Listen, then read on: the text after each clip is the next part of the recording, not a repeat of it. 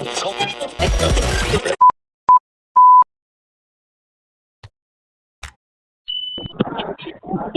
नमस्कार जय Jagannath Odisha digital radio एक स्वतंत्र अध्याय को मु आज प्रभा स्वागत करुच्ची आपण समस्त को आज आम सहित अच्छा जड़े श्रोता बंधु चलतु आम स्वागत करवा जाना सी किए कहते और कौट कहते प्रथम आपण को आम हाल श्रोता बंधु कार्यक्रम को स्वागत आपण किए कहते कौट कहते जय जगन्नाथ मुझे रमेश चंद्र साहू औखुमा भापुर ढेंकानाल सदर कहूँ।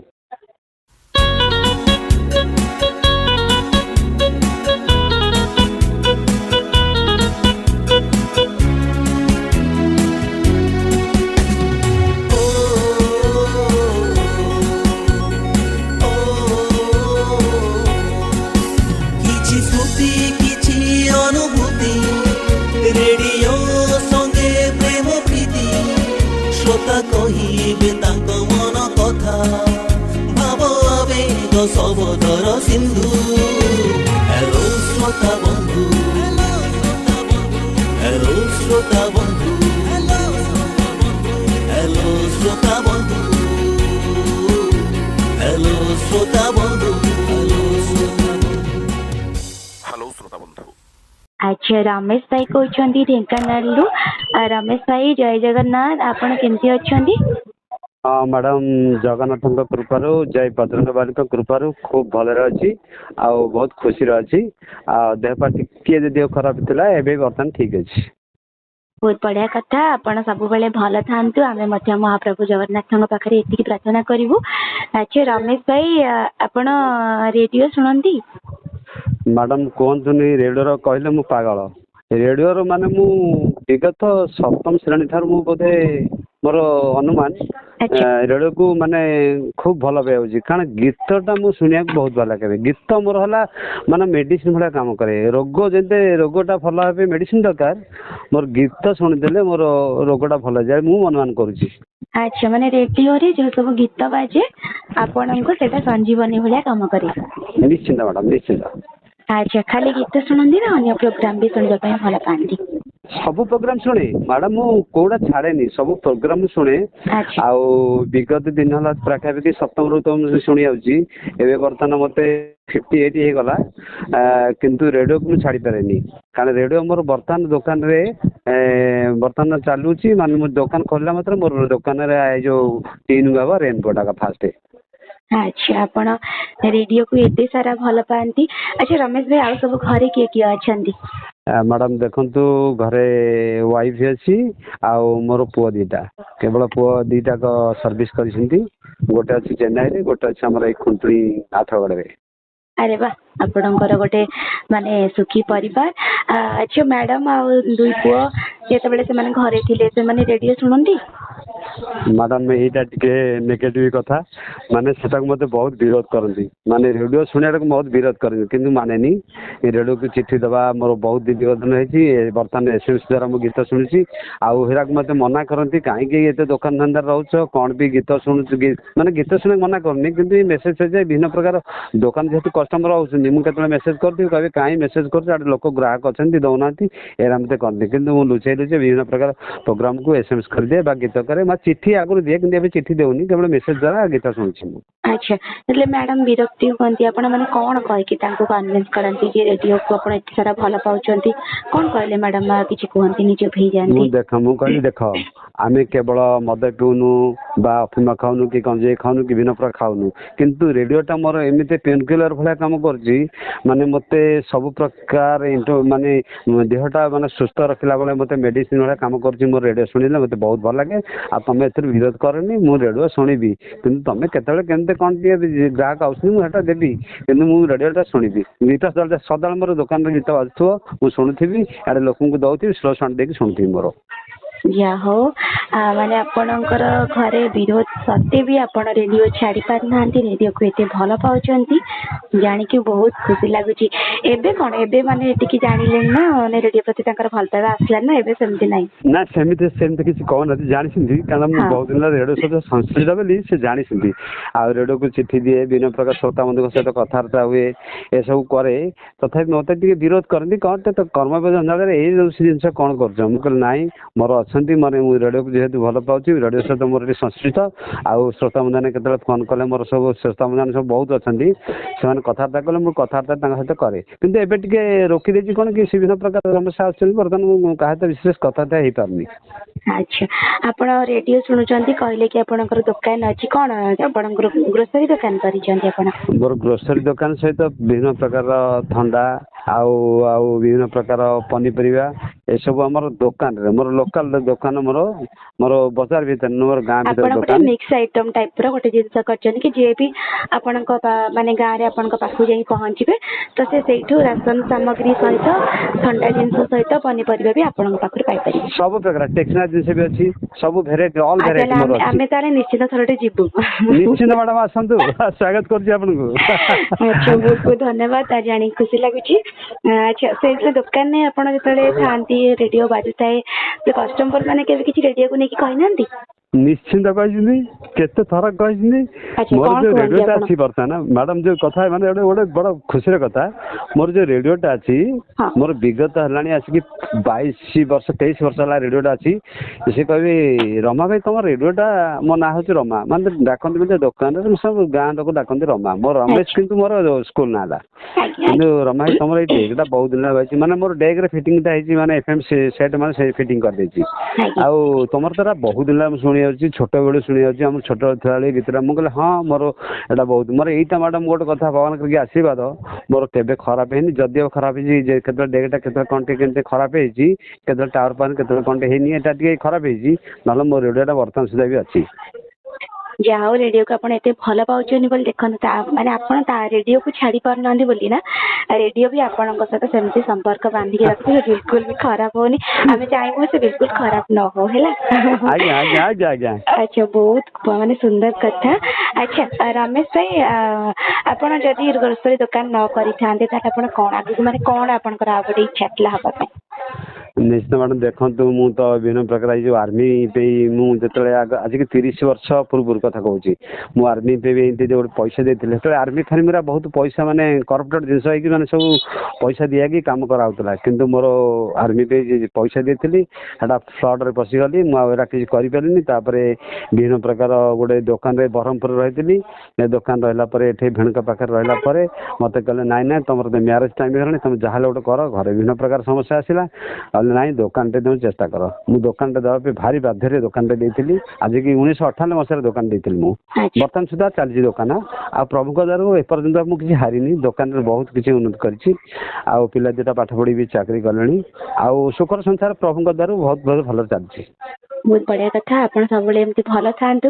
ଆଚ୍ଛା ରମେଶ ଭାଇ, ପ୍ରତ୍ୟେକ ଦିନ ଆପଣଙ୍କ ଦୋକାନକୁ ବିଭିନ୍ନ କଷ୍ଟମର ମାନେ ଆସୁଥିବେ, ଏମିତି ମାନେ ଥରେ ଗୋଟେ ହବ କି ଆପଣଙ୍କ ଦୋକାନରେ ଜଣେ ଗୋଟେ ବ୍ୟାଗ ଭୁଲିକି ପଳେଇବେ, ତ ଆଜ୍ଞା ସେଇଥିରେ ବିଭିନ୍ନ ଗହଣା ଥିବା ସହିତ ଲକ୍ଷାଧିକ ଟଙ୍କା ବି ଥିବ, ତ ଆଜ୍ଞା। ସେ ଲୋକଟି ଭୁଲିକି ପଳେଇଛନ୍ତି, ତାର କିଛି ବି ଆଡ୍ରେସ ଆପଣ ଜାଣିନାହାନ୍ତି, ଆପଣ କ'ଣ କରିବେ ସେଇ ଜାଗାରେ?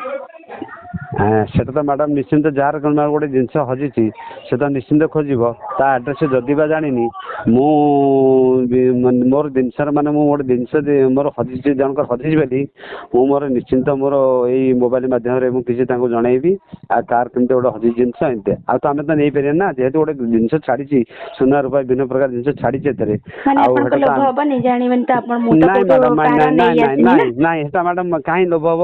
ଭଗବାନ ଜଣଙ୍କର ହଜିଛି ମାନେ ମୋର ଆଜି ହଜିଥାନ୍ତା, ଆଉ କିଏ ଜଣେ ନେଇଯାଇଥାନ୍ତା, ମୋତେ କେତେ କଷ୍ଟ ହେଇଥାନ୍ତା। ତେଣୁକରି ଜିନିଷ ଯାହାର ହଜିଛି ସେ ଜିନିଷଟା ସେ ନିଶ୍ଚିତ ଖୋଜିବାକୁ ଆସିବ, କାହିଁକି ନା ଆମେ ତାର ନେଇବୁନି। କାହିଁକିନା 10, 20, 50 ପଡ଼ିଲେ ଜୋର ସେ ବାଟରେ ଗୋଟେ କ'ଣ ପଡ଼ିଛି ସେଟା ଆମେ ଆଣିଛୁ, କିନ୍ତୁ ଏତେ ଜିନିଷ ଗୋଟେ ପଡ଼ିଛି ଆଉ ତାର ଗୋଟେ ହଜିଯାଇଛି, ତା ମନରେ ବହୁତ କଷ୍ଟ ହବ ନା। ତେଣୁ ସେଇ ଜିନିଷଟା ଆମେ ତାର ରଖିଥିବୁ, ପରବର୍ତ୍ତୀ ମୁହୂର୍ତ୍ତରେ ଆସିଲେ ତାକୁ ବି ଫେରେଇ ଦେବୁ। ଯାହା ହଉ ଆପଣଙ୍କ ମନ କେତେ ସୁନ୍ଦର। ଆପଣ ଏମିତି ଯଦି ବି ଆପଣଙ୍କ ସହିତ ହବ ନିଶ୍ଚିତ ଭାବରେ ତାଙ୍କ ଜିନିଷ ତାଙ୍କୁ ଫେରେଇ ଦେବା ଉଚିତ। ଖୁବ ସୁନ୍ଦର କଥା। ଆଚ୍ଛା ରମେଶ ଭାଇ, ଆପଣ କହିଲେ କି ଆପଣଙ୍କ ଘର ଭାପୁର ଢେଙ୍କାନାଳ। ଆମେ ଯଦି ଢେଙ୍କାନାଳ ବୁଲିବା ପାଇଁ ଯିବୁ ତାହେଲେ ଆପଣଙ୍କ ଗାଁ ଢେଙ୍କାନାଳ, ସେଇଠି ଆପଣଙ୍କର ମାନେ ଗାଁ କଣ ପାଇଁ ସୁନ୍ଦର? ମାନେ ଜଣେ ଯଦି ଯିବ ଢେଙ୍କାନାଳ ବୁଲିବା ପାଇଁ ତାହେଲେ କଣ ସେଇଠି ମନଲୋଭା ଜିନିଷ ଅଛି? ମ୍ୟାଡ଼ାମ ବହୁତ ବଢ଼ିଆ ପ୍ରଶ୍ନଟେ ପଚାରିଛନ୍ତି। ଢେଙ୍କାନାଳରେ ଆମର ବହୁତ କିଛି ଜିନିଷ ଅଛି। ଏଠି ପାଖରେ ଆମର ସପ୍ତଶଯ୍ୟା, ସପ୍ତଶଯ୍ୟାରେ ମୋର ଶ୍ୱଶୁର ଘର ବି। ସପ୍ତଶଯ୍ୟା ଆମର ଜାଣିଛନ୍ତି, ଆମର 7ଟା ପାହାଡ଼କୁ ନେଇ ସପ୍ତଶଯ୍ୟା ଗୋଟେ ହେଇଛି। ପାହାଡ଼ ନେଇକି ଆମର ଗୋଟେ ଝରଣା ବହିଛି। ଆଉ ଶ୍ରୀ ରାମଚନ୍ଦ୍ରଙ୍କର ଏଠି ମୂର୍ତ୍ତି ଅଛି, ସେଟା ବି ଅଛି ଏଠି। ଆଉ ସେଠି ସପ୍ତଶଯ୍ୟା ଅଛି। ଏଠି ଆମର ପାଖରେ ଜୋରନ୍ଦା ଅଛି, କପିଳାସ ଅଛି। ଆଉ ବିଭିନ୍ନ ଏବେ ବି ଆମର ଗୋଟେ ଅଛି ଅନୁଗୁଳ, ଗୋଟେ ଆମର ଜଗନ୍ନାଥଙ୍କ ମନ୍ଦିର ଅଛି ଅନୁଗୁଳ ପାଖରେ। ଏଟା ବି ସ୍ଥାପିତ ହେଇଛି। ଏବେ ବହୁତ ଲୋକ ଏଠି ଯିବା ଆସିବା କରୁଛନ୍ତି। ଆଉ ବହୁତ କିଛି ଆମ ଢେଙ୍କାନାଳରେ ଅଛି, ଯାହାଫଳରେ କି ଆମର ଗୋଟେ ତୀର୍ଥସ୍ଥାନ କହିଲେ ଏଠି ଅତ୍ୟୁକ୍ତି ହେବନି। ଆଉ ଲୋକମାନେ ବି ଏଠି ଆସନ୍ତି ବହୁତ, ମାନେ ଏଇ ଯେ ଆମର ରଜକୁ ବହୁତ ସପ୍ତଶଯ୍ୟା ବୁଲିବାକୁ ଯାଆନ୍ତି। ଆଉ କପିଳାସ ଶ୍ରାବଣ ମାସରେ ଯାଆନ୍ତି। ବହୁତ ଭଲ ଭଲ ତୀର୍ଥସ୍ଥାନ ଅଛି। ଆପଣ ଆସନ୍ତୁ କେତେବେଳେ କେମିତି ଟିକେ କହିଲେ ଆପଣ ମାନେ ମୁଁ ଆପଣଙ୍କୁ ବୁଲେଇ ନେଇଯିବି ଆଉ। ଯାହା ହଉ ଜାଣିକି ବହୁତ ଭଲ ଲାଗିଲା ଆପଣଙ୍କ ଆଡେ ଏତେ ସୁନ୍ଦର ତୀର୍ଥ ସ୍ଥାନ ଅଛି। ଯୋଉମାନେ ବି ଯିବେ, ଯୋଉମାନେ ଯିବା ପାଇଁ ଇଚ୍ଛା କରିଥିବେ ସେମାନେ ଆପଣଙ୍କ କଥା ଶୁଣିକି ନିଶ୍ଚିନ୍ତ ଭାବରେ ଯିବେ। ଆମେ ନିଶ୍ଚିତ ଚେଷ୍ଟା କରିବୁ ଆପଣଙ୍କର ଢେଙ୍କାନାଳ ବୁଲିବା ପାଇଁ ଯିବା ପାଇଁ। ଆଚ୍ଛା, ବହୁତ ବଢିଆ କଥା ତ ରମେଶ ଭାଇଙ୍କ ସହିତ କଥା ହେଲେଣି। ରମେଶ ଭାଇ, ଆଉ ଗୋଟେ କଥା ମୁଁ କହିବି। ଆଜିକାଲି ସୋସିଆଲ ମିଡିଆ ଅଛି, ଏତେ ସାରା ପ୍ଲାଟଫର୍ମ ଅଛି, ଟିଭି ଅଛି, ତାପରେ ବି ରେଡିଓକୁ ଲୋକ ଭଲ ପାଉଛନ୍ତି। ରେଡିଓ ସମସ୍ତଙ୍କ ହୃଦୟରେ ଘର କରିଛି, ଆର କାରଣ କଣ? ଦେଖନ୍ତୁ ମ୍ୟାଡ଼ାମ, ରେଡ଼ିଓକୁ ଯିଏ ଭଲ ପାଇଛି କୌଣସି ପ୍ରକାର ଭୁଲିବନି। ଟିଭି ହଉ ବା ଆମର ବିଭିନ୍ନ ପ୍ଲାଟଫର୍ମ ହଉ, ଏ ଜିନିଷ ହଉ, କିନ୍ତୁ ରେଡ଼ିଓକୁ ଯିଏ ଭଲ ପାଇଛି, ରେଡ଼ିଓରେ ବହୁତ କିଛି ଅଛି। ମାନେ ସବୁ ପ୍ରକାର, ମାନେ ଟୋଟାଲ କହିବାକୁ ଗଲେ ବିଭିନ୍ନ ପ୍ରକାର ଅଛି। ଆମେ ସିନା ଟିଭିଟା ଦେଖୁଛେ ମନୋରଞ୍ଜନ ପାଇଁ, ବିଭିନ୍ନ ପ୍ରକାର ଅଛି, କିନ୍ତୁ ରେଡ଼ିଓର ମାନେ ପାଖରେ ଥାଇଛୁ ଆମର ଯେଉଁ ବାତ୍ୟା ବନ୍ୟା ବିଭିନ୍ନ ପ୍ରକାର ହେଉଛି, ନ୍ୟୁଜ୍ ଶୁଣୁଛେ, ପ୍ରାକ୍ଟିକାଲ ନ୍ୟୁଜ୍ଟା ଶୁଣୁଛେ, ପ୍ରପର ନ୍ୟୁଜ୍ଟା ଶୁଣୁଛେ। ଏଟା ଆମକୁ ବହୁତ ରଖେ, ମାନେ ପାଖରେ ଅଛି, କାମ କରୁଛୁ, ବିଭିନ୍ନ ପ୍ରକାର କାମ କରୁଛୁ, ଶୁଣୁଛୁ। ମାନେ ଆଡ଼େ ଲୋକଙ୍କୁ ଦଉଥିବୁ, ଆଡ଼େ ରେଡ଼ିଓ ଶୁଣୁଥିବୁ, ବିଭିନ୍ନ ପ୍ରକାର ନ୍ୟୁଜ୍ ଶୁଣୁଥିବୁ। ମାନେ ଏଥିରୁ କିଛି ବହୁତ କିଛି ଉପାଦେୟ ଜିନିଷ ଅଛି। ରେଡ଼ିଓଟା ମୋର ଫେଭରାଇଟ୍। ମାନେ ଟିଭିକୁ ଭୁଲିଯିବି ପଛେ ରେଡ଼ିଓକୁ ଭୁଲି ପାରିବିନି। ରେଡ଼ିଓ ଯାହା ଆମର ହଉ ବହୁତ ସାଥୀ ଆପଣଙ୍କର କରିଥାଏ। ରେଡିଓ ଏମିତି ସାଥୀ ହେଇକି ଥାଉ। ଆଚ୍ଛା ରମେଶ ଭାଇ, ଟିକେ ପୂର୍ବରୁ ଆପଣ କହୁଥିଲେ କି ଆପଣ ରେଡିଓରୁ ଗୀତ ଶୁଣିବା ପାଇଁ ଭଲ ପାଆନ୍ତି। ଆଜ୍ଞା, ଗୀତ ଗାଇବା ପାଇଁ ଭଲ ପାଆନ୍ତି କି ନାହିଁ ରମେଶ ଭାଇ? ସେ ମ୍ୟାଡ଼ାମ ଦେଖନ୍ତୁ, ଏଇଟା ସବୁଥିରେ ମାନେ ମୁଁ ବି ଗାଇଦିଏ। କେତେବେଳେ ଡାଇଲି ଫ୍ୟାଙ୍ଗରେ ଆମର ପ୍ରୋଗ୍ରାମ ହୁଏ, କେତେବେଳେ କେମିତି ଗାଇଦିଏ। କିନ୍ତୁ ମ୍ୟାଡ଼ାମ ଏଇଟା ମୋର ଗୋଟେ ମୁଁ ଗୀତରେ ଗାଇ ମାନେ ମୋର ଗୋଟେ କିଛି ଗୀତ ଗାଇ ଖାଲି କେବଳ ମୁଖରେ ଟିକେ ଯେ, ଆଉ ମୋର କିଛି ମନେ ପଡ଼େନି। ହଁ ହଁ, ଠିକ କିନ୍ତୁ ଅଛି। ଗୀତକୁ ଯେତିକି ବହୁତ ଭଲ ଯେତିକି ପାଏ, ବି ମନ ଗୀତକୁ ଅଛି, ବହୁତ ଭଲ ପାଏ। ଠିକ ଅଛି, ଗୀତକୁ ଆପଣ ଭଲ ପାଆନ୍ତି। ଯେତିକି ବି ମନେ ଅଛି ଆମେ ସେଇଥିରୁ ଗୋଟେ ଦି ଲାଇନ ଶୁଣିବୁ। କେବଳ ମୁଖଡ଼ାରେ ଶୁଣିବି, କେବଳ ମୋ ଠିକ ଅଛି, ପ୍ରିୟାକୁ ଠିକ ନେଇକି ଅଛି, କିଛି କହିବି। କଥା ନାହିଁ, ଆପଣ ଗାଆନ୍ତୁ। ମୁଁ ଗୋଟେ ପୁରୁଣା ଗୀତ ଗାଉଛି। ସେ ଗୀତଟା ମୁଁ ପ୍ରାୟ ରିକ୍ୱେଷ୍ଟ କରେ। ଠିକ ଅଛି, ଗାଆନ୍ତୁ। ଗୀତ ଅଛି ପୁନର୍ମିଳନର।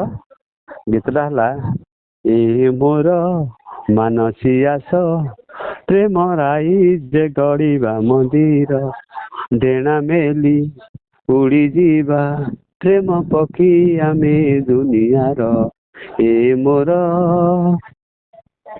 ଆରେ ବା, ଖୁବ ସୁନ୍ଦର ଗୀତ। ମାନେ ମ୍ୟାଡାମକୁ କେବେ ଶୁଣେଇଛନ୍ତି ଏ ଗୀତ ଗାଇକି? ଗୀତ ସଦାବେଳେ ଶୁଣୁଛି। ମୁଁ ତ ଲଗେଇଥିବି ଗୀତ, ମାନେ ଦୋକାନରେ ମୋର ଆଚ୍ଛା, ରେଡିଓ ବାଜିଲା ମାନେ ନାଇଁ ନାଇଁ ରେଡିଓ ମ୍ୟାଡ଼ାମ ବଜେଇ କେବେ? ଶୁଣନ୍ତୁ, ଆଜ୍ଞା, ହଁ କୁହନ୍ତୁ। ମୁଁ ରେଡ଼ିଓ ମୋର 6ଟାରେ 6:30 ଦୋକାନ ଖୋଲେ। ରେଡ଼ିଓ ଲାଗିଲା ମାନେ ମୁଁ ଫାଷ୍ଟ ଅନ୍ କରିବି ରେଡ଼ିଓ, ତାପରେ ମୁଁ ଦୋକାନ ଖୋଲିବି, ତାପରେ ପୂଜା ପାଠ କରିବି, ତାପରେ ମୁଁ ଗୀତ ଲାଗିଥିବ 12ଟା ଯାଏଁ। ଦୋକାନ 12ଟାରେ ଯଦି ବନ୍ଦ ହେଲା, ବର୍ତ୍ତମାନ 12ଟାରେ ବନ୍ଦ, ପୁଣି 4ଟାରେ ଖୋଲିବି, 4ଟା ଯାଏଁ 8:30 ଯାଏଁ ମୋର ଟ୍ୟୁନିଂ ଚାଲିଥିବ। ମାନେ ମୋର ରହର ମାର୍କେଟରେ ବନ୍ଦ ନାହିଁ ମୋର। ଆଚ୍ଛା, ଏମିତି କେବେ ହେଇନି ମାନେ ସାଙ୍ଗ ହେଇକି ଆପଣ 2 ଜଣ ବସିଥିବେ, ଆଉ ରେଡିଓ ବାଜୁଥିବ, ଗୋଟେ ଭଲ ଗୀତଟେ ବାଜୁଥିବ, ଆସିକି ଖୁସି ବି ହେଇଯାଇଥିବ ଯେ ଆଉ ରେଡିଓରେ ଭଲ ସୁନ୍ଦର ଗୀତଟେ ବାଜିଲା, ଏମିତି କେବେ କହିନାହାନ୍ତି? ନିଶ୍ଚିନ୍ତ ମ୍ୟାଡ଼ାମ, କେତେ ଥର କହିଥିଲି। ମାନେ ମୋର ଗୀତ ରିକ୍ୱେଷ୍ଟ ଦେବ, ମୁଁ ଦେବି ରେନବୋକୁ। ଏଇ ଆମର ରେନବୋ ପ୍ଲାଟଫର୍ମ ଯେଉଁ ଆମ ଏକ୍ସପ୍ରେସ୍ ଗୀତ ଦେଉଥିବ, ମୋ ଗୀତ ବାଜିବ। ଆରେ ରମେଶ ଭାଇ, ତମ ଗୀତ ବାଜିଲା ଏଇଠି, ମୋତେ ମୁଁ ସାଙ୍ଗେ ସାଙ୍ଗେ କହିଦେବେ, ବହୁତ ଖୁସି ହେଇଯାନ୍ତି। ନାଇଁ ହଁ ନାଇଁ ମ୍ୟାଡାମ କେବେ ଖୁସି ହେଇଛନ୍ତି? ଆପଣ ହଁ ମ୍ୟାଡ଼ାମ ଶୁଣିଛନ୍ତି, ମ୍ୟାଡ଼ାମ ଖୁସି ହେଇଛନ୍ତି। ମ୍ୟାଡ଼ାମ ଟିକେ ଖାଲି ହସିଦେବେ, ତମର ଏଇ ଆଚ୍ଛା, ଗୁଣଟି କେତେବେଳେ ଯାଉନି, ସେ ଆହା, ଖାଲି ଗୀତ ଶୁଣିବ। କେତେ ସୁନ୍ଦର ନା। ଯାହା ଆପଣଙ୍କର ପ୍ରେମ ବିବାହ? ନାଇଁ ମ୍ୟାଡାମ ମୋର ଲଭ୍ ମ୍ୟାରେଜ ନୁହଁ ମୋର ଆରେଞ୍ଜ ମ୍ୟାରେଜ ହେଇଥିଲା। ଆରେଞ୍ଜ ମ୍ୟାରେଜ ହେଇକି ତାପରେ ଆପଣଙ୍କ ପ୍ରତି ଭଲ ପାଇବା ଦି ଜଣଙ୍କ ପ୍ରତି ଏବେ ପର୍ଯ୍ୟନ୍ତ ହଁ ଚାଲିଛି ନାଇଁ? ମ୍ୟାଡାମ ଆଜ୍ଞା ବହୁତ ବଢିଆ କଥା। ଆପଣଙ୍କ ଦାମ୍ପତ୍ୟ ଜୀବନ ଏମିତି ସବୁ ଦିନ ପାଇଁ ସୁଖମୟ ହେଉଥାଉ। ରେଡିଓକୁ ଏମିତି ଭଲ ପାଉଥାନ୍ତି ସତରେ ଜାଣିକି ମତେ ବହୁତ ଖୁସି ଲାଗିଲା। ଆଚ୍ଛା ରମେଶ ଭାଇ କଣ ଖାଇବା ପାଇଁ ଭଲ ପାଆନ୍ତି? ମ୍ୟାଡାମ ଦେଖ ମୋର ସାଧା ହେଲେ ଭାତ ଡାଲମା ଭଜା ଟିକେ ହେଲେ ଭଲ, ନହେଲେ ପୋଟଳ କଷା ଟିକେ ହେଲା, ନହେଲେ କୋବି ଚିଲି କେତେବେଳେ ଟିକେ କୋବି ଟାଇମରେ କୋବି ଚିଲି ଟିକେ ହେଲେ। ଏତେ ଆଉ ଟେଷ୍ଟି। ଆଉ ଶୁଣନ୍ତୁ ମ୍ୟାଡାମ ଶୁଣନ୍ତୁ, ମୋର ଏତେ ଆଇଁଷ ପ୍ରତି ଲୋଭ ନାହିଁ, କେବଳ କେତେବେଳେ ଟିକେ ମାଛ ହେଲେ ଖାଏ। ଆଉ ମଟନ ବି ମୋର ଭଲ ନାହିଁ, କେତେବେଳେ ଟିକେ ମାନେ କୁକୁଡ଼ା ମାଂସ ଟିକେ ହେଲେ ହବ, ଚିକେନ ଫିକେନ ଟିକେ ହେଲେ ହବ, ନିହାତି କେତେବେଳେ କିନ୍ତୁ ବିଶେଷ ନାହିଁ, କିନ୍ତୁ ମାଛଟା ମୋର ଘରେ ପ୍ରିୟ ଟିକେ ସବୁ ମାଛ ଯାହା ଭଜା। ସାଧା ଆଇଟମ ହୁଏ ଆପଣ ସେଇଟାକୁ ବେଶୀ ଭଲ ପାଆନ୍ତି। ଆଜ୍ଞା ଆଜ୍ଞା ଆଜ୍ଞା। ଆଚ୍ଛା ରମେଶ ଭାଇ କୋଉ ଜାଗା ସବୁ ଆପଣଙ୍କ ତ ଢେଙ୍କାନାଳରେ କଥା କହିଲେ କି ବହୁତ ଗୁଡିଏ ଭଲ ଜାଗା ଅଛି, ତା ବ୍ୟତୀତ ଆପଣ ଆଉ କୋଉ ଜାଗା ଯିବାକୁ ବେଶୀ ଭଲ ପାଆନ୍ତି ବା ଯାଇଛନ୍ତି?